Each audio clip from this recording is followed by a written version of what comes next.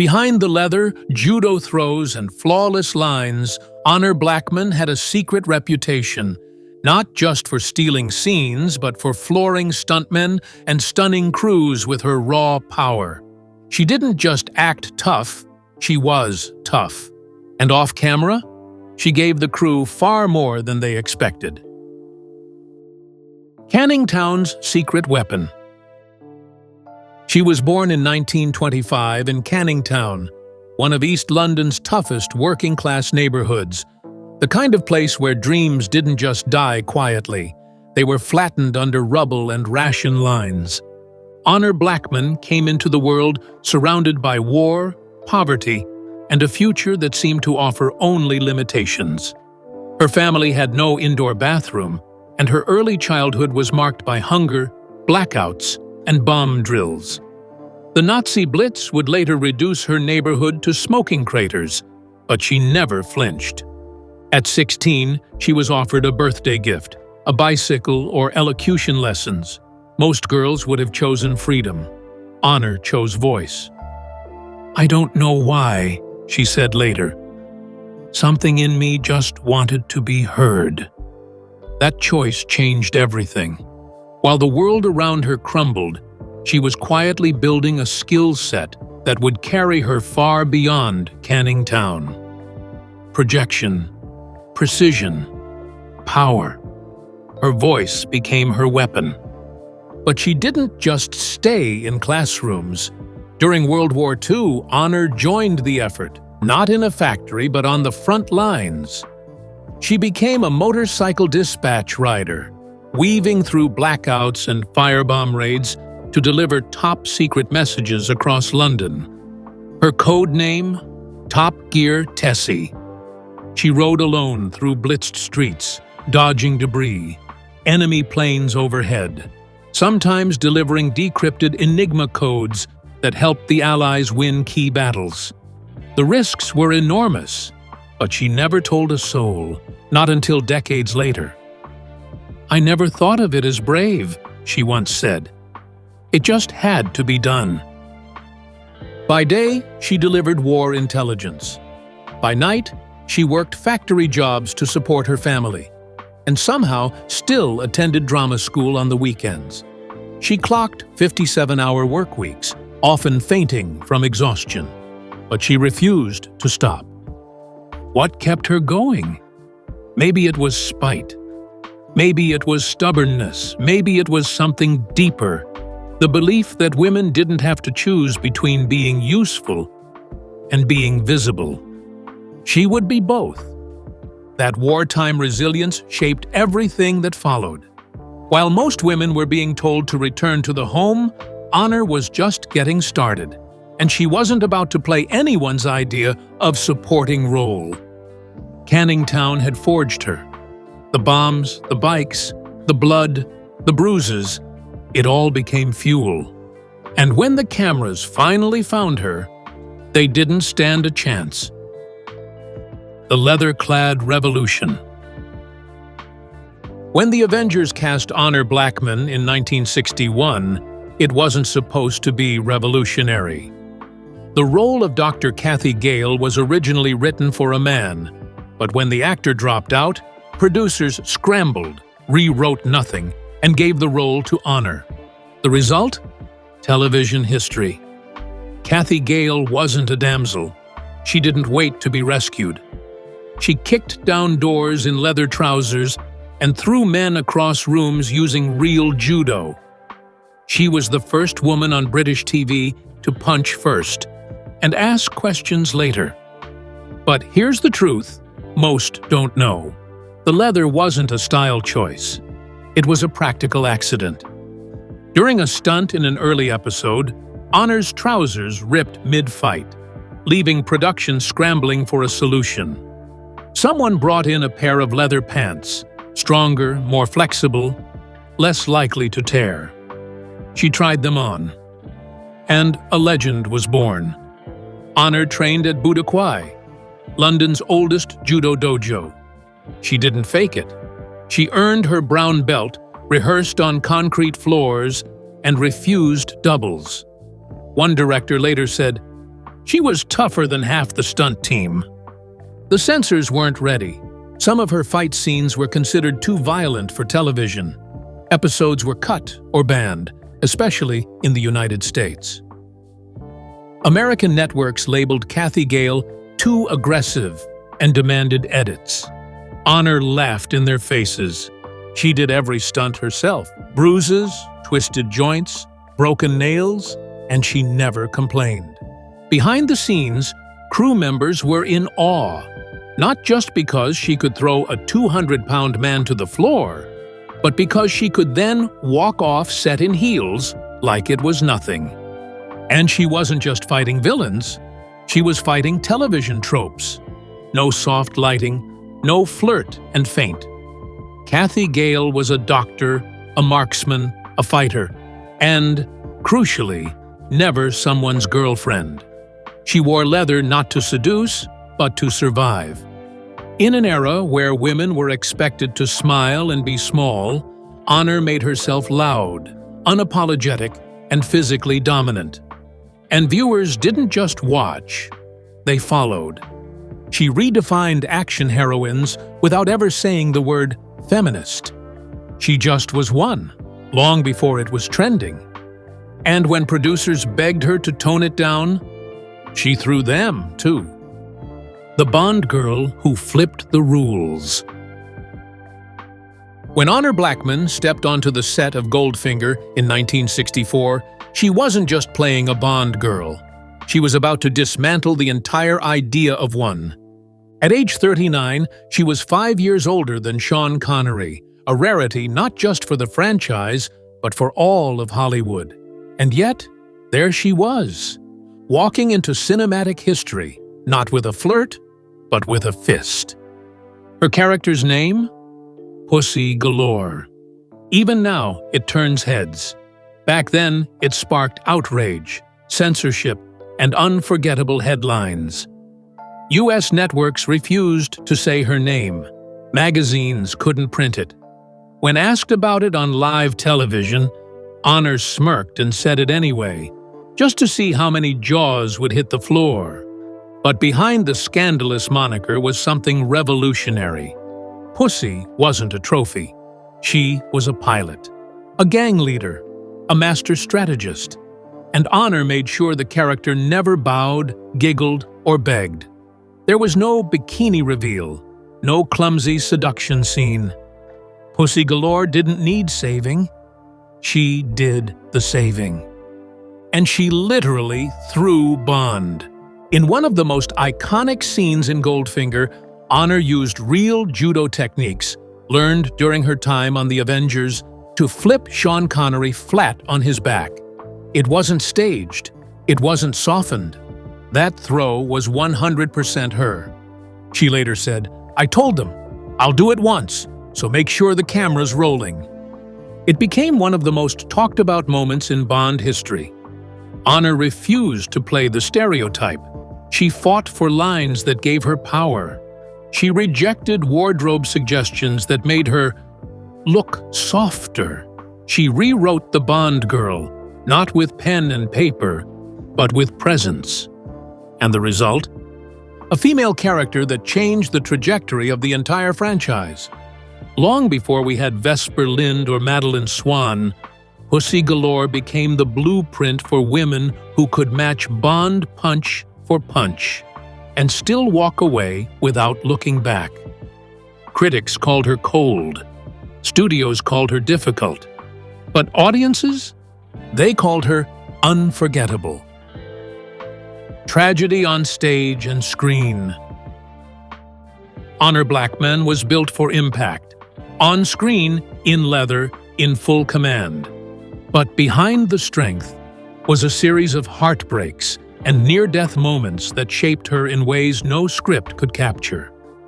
Her first big break in theater came in 1946, but not by choice. The lead actress collapsed just before curtain. The director turned to Honor, barely out of drama school, and said, "You're on." She walked on stage, heart pounding, and delivered a flawless performance. The audience never knew it was her first time. But when she got off stage, she fainted. That was just the beginning. While filming a cavalry scene in one of her earliest screen roles, a runaway horse clipped her from behind. As she fell, her hair got caught under a hoof. 1 inch closer, and she would have died on set. She laughed it off, but the scars were real. Then, in 1954, the unthinkable happened. After years of studio pressure, controlling producers, and personal exploitation, Honor suffered a mental breakdown. Overworked, underpaid, and emotionally isolated, she collapsed during a rehearsal and was rushed to hospital. Doctors ordered her off stage indefinitely. She had been told to smile, to obey, to be grateful. Instead, she chose therapy. She chose healing. And when she came back, she was stronger, sharper, unapologetically herself. In the years that followed, she wrote a self-defense book for women, reclaimed her image, and slowly rebuilt her presence on stage and screen, not as a starlet, but as a force. She returned to the West End with a vengeance, stunning critics in Wait Until Dark and commanding the room in A Little Night Music. Her performances were rich, lived in, emotional, and they came from a place of real, hard-earned pain. What audiences saw as elegance was built on endurance. Behind every monologue was a memory. Behind every applause, a scar. Honor never let tragedy define her. But she used it to dig deeper, fight harder, and rise higher. Fan mail and fear behind the fame. With the Avengers and Goldfinger, Honor Blackman had become more than famous. She was a cultural phenomenon. Her face was on magazine covers. Her voice was unmistakable. Her walk, measured, grounded, dangerous, became iconic. But while millions admired her from afar, some got too close. Honor's dressing room was often filled with fan mail, dozens of letters a week. But it wasn't all flattering. While many women wrote to thank her for portraying strength and independence, the majority came from men, and many were deeply disturbing. Explicit language, requests for clothing. Some letters described in chilling detail what the sender would do if they ever got the chance. A few went further, promising to find her. One man mailed her a pair of used gloves with a note that read, "I know what your skin smells like." The studio hired security. Her address was removed from public records. But the fear? That never fully left. Some stalkers managed to reach filming locations. Others loitered near her car. Honor once came home to find a man waiting outside her flat, holding a bouquet and a camera. The police were called, but charges rarely stuck. The laws around celebrity protection were weak. She was told to be careful, so she built her own armor. The leather catsuit that became her trademark wasn't just fashion, it was protection. It made her appear untouchable, invincible, unbreakable. But beneath it, bruises, paranoia, sleepless nights. Still, she never backed down. Honor made time for women who wrote in. She kept a drawer filled with letters from girls who said things like, "You made me feel brave." She replied to many of them personally. They saw in her a kind of strength they hadn't seen before on screen. Not flirtation, not perfection, but power. She didn't ask to be a feminist icon. She didn't campaign, protest, or speak on panels. She just existed differently, as a woman who refused to shrink herself to fit male expectations. That alone made her revolutionary. But it also made her a target. Behind every photo shoot, every glamorous red carpet, was a woman on alert, walking into every space like a scene partner might turn into a threat. Fame gave her a platform, but it also put her in the crosshairs. Honor wore steel-toed boots to events, just in case. She never left a studio without someone walking her to the car. She learned to watch faces, count exits, read the room like a script. Because being admired was never the problem. Being hunted was. The man who nearly destroyed her. Before the cameras, before the headlines, before she was Kathy Gale or Pussy Galore, Honor Blackman was just 21 years old and madly in love with a man named Bill Sankey. They married young. Too young. And what began as affection quickly turned into control. At first, it was subtle.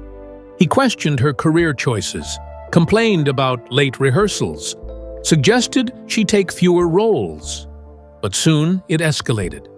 Bill didn't want a wife. He wanted possession. He monitored her phone calls, demanded to know where she was at all times, and reportedly showed up unannounced to rehearsals, accusing co-stars of getting too close. When she booked larger roles, the tension deepened. Honor was becoming visible, independent, everything Bill resented. He allegedly forged her signature on financial documents, drained their joint accounts, and left her scrambling to pay rent on her own. The final straw came when she discovered he'd secretly been sabotaging her auditions, calling casting directors behind her back, spreading lies to damage her credibility. They divorced, but the damage was done. Honor suffered a mental and physical collapse, ending up hospitalized for weeks. The press never knew. Her agents covered it. But close friends said she was a ghost of herself. Therapy was the turning point.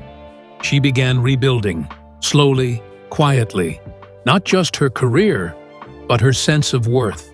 She joined a self-defense class. She took back financial control. She stopped apologizing for being ambitious. And when she returned to the screen as Kathy Gale, every punch, every judo throw, every steely stare wasn't just acting, it was her trauma, repurposed as power. Honor once said, "You can be destroyed, or you can reassemble." I chose the latter. And she never let a man control her again. The scars remained, but she wore them like medals. Because surviving Bill Sankey didn't just make her tougher, it made her unshakable. The family she fought for. Honor Blackman's career was built on defiance, of typecasting, of fragility, of expectation. But behind the strong, leather-clad woman seen on screen was a quieter, deeper longing. One few ever saw. One that had nothing to do with fame. Family. In 1961, she married fellow actor Maurice Kaufman, a gentler presence, and in many ways her creative equal. For a time, it seemed like the partnership she'd always deserved. They acted together, traveled together, laughed easily in public. But behind closed doors, heartbreak was brewing. Doctors told them they likely couldn't conceive. The news hit Honor hard. In an era when motherhood was seen as the defining arc of womanhood, she was suddenly confronting the one script she couldn't rewrite. So they chose something even braver: adoption. In 1967, they welcomed Lottie. A year later, they adopted Barnaby. Honor called them her greatest risk and greatest reward. She juggled acting, interviews, and physical stunt training, and still made it to parent-teacher meetings. When a journalist asked if she missed the spotlight during early motherhood, she simply said, "I missed nothing. They're my best performance." But the balance was hard. As Honor's star soared, The Avengers, Goldfinger, stage hits, Maurice's career faltered. Roles dried up. Bitterness crept in. Tension built. By the mid-70s, the marriage had frayed at the edges. In 1975, they quietly divorced. And yet, This is where Honor's true character shone. A few years later, Maurice was diagnosed with cancer. His friends had moved on. His support system was thin. Honor stepped in. They had no legal tie anymore. But for 13 years, she nursed him through treatments, stood by his side in hospitals, and refused to let him die alone. Not out of guilt, not out of obligation, but because that's who she was. She never married again, not because she was bitter, not because she'd given up, but because she had already chosen love on her terms, once in marriage and again in motherhood. And she never needed the world to understand it. "I never wanted ordinary," she once told an interviewer, "and I never got it. Thank God." Honor Blackman raised her children out of the spotlight. She didn't parade them at premieres or sell stories. She protected them like she fought on screen, fiercely, without apology. And to this day, Lottie and Barnaby speak of her not as a celebrity, but as a lion. She gave the crew more than they bargained for. By the late 60s, Honor Blackman had earned a reputation, not just as an actress, not just as a fighter, but as someone who could knock you flat on your back if you underestimated her. And many did. On every set, The Avengers, Goldfinger, and even smaller stage productions, she quickly became known as the one without a stunt double. She didn't like faking things. When a director told her they'd bring in a man to fall down the stairs, she'd reply, "Why? I've got legs, don't I?" Studio execs panicked. Crewmen whispered warnings, but she wouldn't budge. She'd wrap her joints, slip on the leather, and take the fall, onto concrete floors, unforgiving wood stages, and even icy London pavement. She cracked ribs more than once, sprained both ankles, dislocated a finger, and still, she'd return the next day with her lines memorized and gloves on. But what truly shocked people weren't the injuries, it was the power. Multiple crew accounts describe moments when Honor would demo judo moves between takes, not for show, but to stay sharp. A 6-2 grip once bet he could resist one of her throws. She put him on the floor in seconds. Another time, she offered to teach a director how to break fall.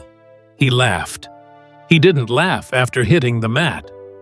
Her favorite trick, letting them think she was soft.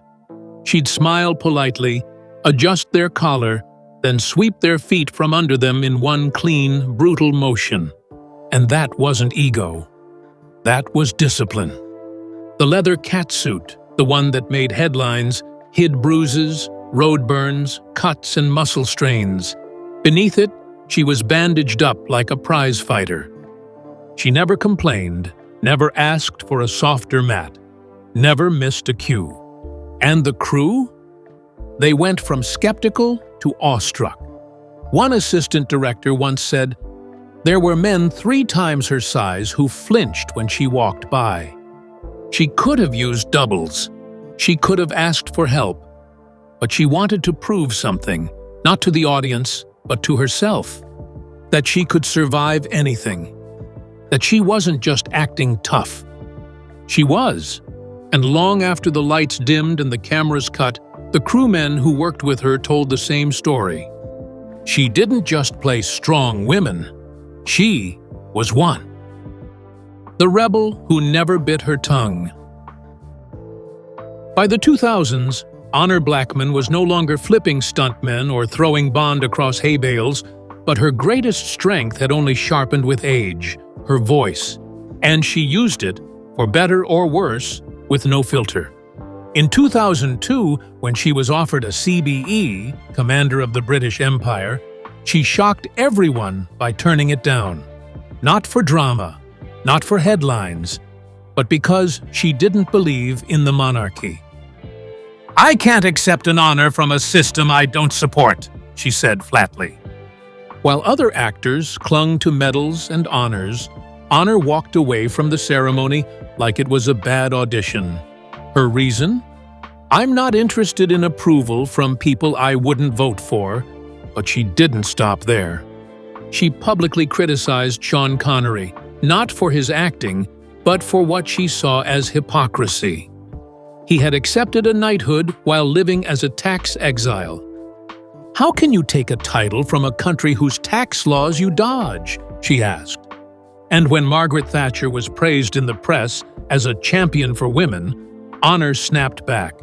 "She did nothing for women. She crushed unions, sent boys to die in war, and wore a skirt while doing it." That kind of candor cost her roles. Studios considered her difficult. Agents warned her to tone it down, and publicists tried to clean up her interviews. She refused. "I'm not here to charm anyone. I'm here to tell the truth. If that costs me work, so be it." She wasn't reckless with her words. She was razor-sharp, surgical. She didn't insult. She called out. And in doing so, she became something rare in British show business. A woman who aged without apology, without retreat, and without softening. You couldn't outlast her. You couldn't outtalk her. You could only hope to keep up. Honor didn't survive Hollywood. She outlived it. The final act of a woman who wrote her own script. Most actresses fade gently out of the spotlight. Not Honor Blackman. She turned 60 and booked a sitcom. In 1990, she was cast as Laura West in The Upper Hand, a British comedy that ran for 94 episodes. She played a glamorous, whip-smart grandmother, not a caricature, but a woman of depth and style. Viewers adored her. She proved once again that age couldn't stop a woman who knew her worth. Then came her one-woman show, Word Women, which toured the UK when she was in her 80s. No props, no co-stars, just her, a spotlight, and an audience she held in the palm of her hand. "The secret is, don't let the curtain close until you're ready," she said. I still had things to say. In 2001, she introduced herself to a new generation by appearing in Bridget Jones's Diary as the snobbish but hilarious Penny Husbands Bosworth. She didn't need to be the lead. She just needed one scene to steal. And she did. She never officially retired. She just stopped showing up. No final interview. No goodbye tour. She died peacefully at age 94, in her sleep, at home. Her family kept it quiet. There was no massive tabloid blitz, no posthumous PR campaign.